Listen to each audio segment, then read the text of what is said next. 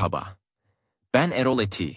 Dünyayı keşfetmeyi ve sizlerle paylaşmayı seven biri olarak bu kanalda hem gezip gördüğüm yerleri anlatıyor, hem de yurt içi ve yurt dışından en dikkat çekici gelişmeleri sizlere aktarıyorum. Yeni yerler, farklı kültürler ve gündemin nabzı, hepsi burada. Hazırsanız, birlikte keşfetmeye başlayalım. Almanya, 70 yıllık bir uykudan uyanıp yeniden silahlanmayı mı düşünüyor? Bakın, bu sorunun cevabı var ya, sadece Almanya'yı değil, bütün Avrupa'nın geleceğini şekillendirebilir. Gelin birlikte bakalım. Düşünün onlarca yıldır kendini barış kelimesiyle tanımlayan Avrupa'nın o dev gücü Almanya, şimdi dönüp gençlerine soruyor, savaşa hazır mısınız? Bu öyle basit bir politika değişikliği falan değil. Hayır, bu bir ulusun kendiyle yüzleşmesi demek. Peki ama nasıl oldu da barışın kalesi gibi görünen Almanya birdenbire kendini bu yolda buldu? Ne oldu da işler bu noktaya geldi? Hadi o zaman bu konunun derinliklerine inelim. Karşımızda Almanya'nın askerlik hizmetiyle olan tam 70 yıllık oldukça karmaşık bir hikayesi var. Bakın her şey 1956'da Soğuk Savaş'ın o buz gibi atmosferinde başlıyor. Sonra 2011'de artık barış geldi denilerek bir ara veriliyor. Ve şimdi 2024'te Avrupa'nın hemen kapı eşiğindeki savaşla konu tekrar hem de çok ciddi bir şekilde gündemde. Şimdi bugünkü tartışmayı tam olarak anlayabilmek için zamanda biraz geriye gitmemiz lazım. Nereye mi? İkinci Dünya Savaşı'nın hemen sonrasına. O dönemde yaratılan o yepyeni Alman askeri konseptine bakmamız şart. Bu üniformalı vatandaş lafı öyle havada kalmış bir slogan değildi. Sakın öyle düşünmeyin. Bu yeni kurulan ordunun, yani Bundeswehr'in demokrasi için bir tehdit değil, tam tersine onun koruyucusu olmasını garanti altına alan temel bir felsefeydi. Buradaki amaç neydi? Ordu toplumun ta kendisi olmalıydı. Asla halktan kopuk, kendi başına buyruk bir güce dönüşmemeliydi. Yani asker halkın içinden çıkacak ve yine halka hizmet edecekti. Fikir buydu. O zaman akla şu soru geliyor. Madem bu sistem bu kadar önemliydi, bu kadar temel bir felsefeydi, neden 2011'de bir anda durduruldu? İşte bu sorunun cevabı o yıllarda değişen dünyanın ta kendisinde saklı.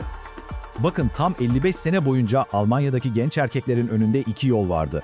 Ya orduya gideceklerdi ya da vicdani sebeplerle bunu reddedip sivil hizmet yapacaklardı. Hani hastanelerde, yaşlı bakım evlerinde çalışmak gibi. Ve bu sivil hizmet zamanla Almanya'nın sosyal devlet yapısının adeta omurgası haline gelmişti. O kadar önemliydi yani. Soğuk Savaş bitip Sovyet tehdidi ortadan kalkınca artık bu kadar büyük bir orduya ne gerek var denmeye başlandı. Artık mesele vatan savunmasından çok Afganistan gibi yerlerdeki uluslararası görevlere dönüşmüştü.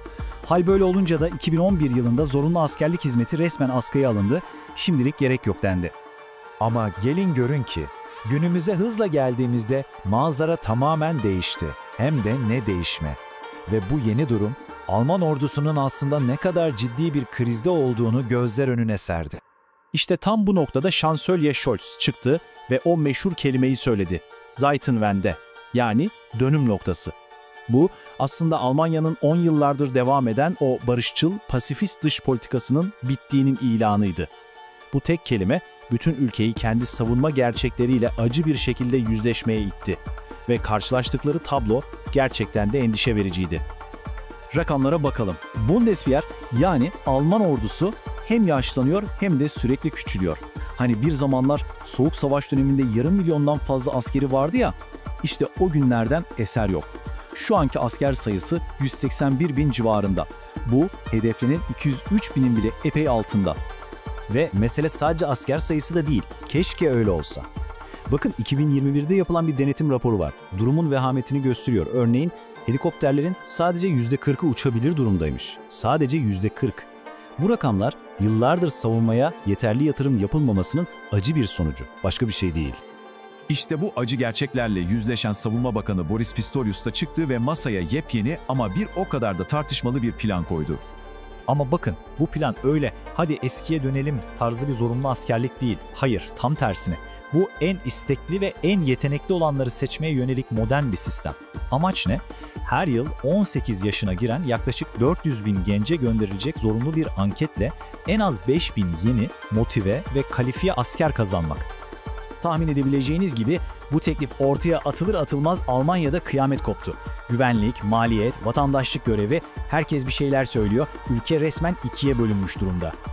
Planı destekleyenler, başta Savunma Bakanı Pistorius olmak üzere diyorlar ki durum değişti. Rusya'nın Ukrayna'yı işgaliyle artık eski dünyada yaşamıyoruz. Almanya'nın güvenliği için savaşa hazır olması gerektiğini söylüyorlar. Bu tabir de çok tartışıldı tabii. Karşı çıkanların ise en büyük argümanı ekonomik maliyet. Hem de ne maliyet?